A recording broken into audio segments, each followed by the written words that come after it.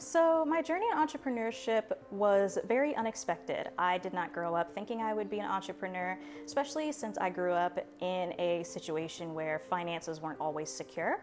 And so entrepreneurship didn't really hit me until jokingly in undergrad over 10 years ago, I said, what if we opened a tea shop called LGBT?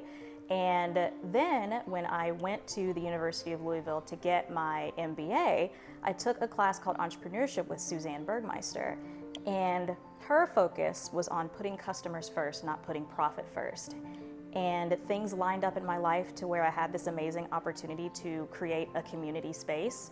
And here we are now. The thing that I love the best about owning Syscott Tea, working here day to day, and being on this entrepreneurial journey is seeing how much it positively impacts the community. For example, we had an expungement clinic and we partnered with a local law office and the Kentucky Innocence Project.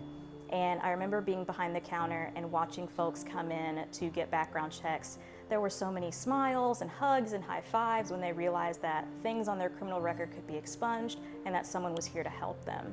It's those moments, seeing the happiness, hearing the testimonials, having folks come in and say, this is the safest I've ever felt, our community really needs this. That's what makes this all worth it.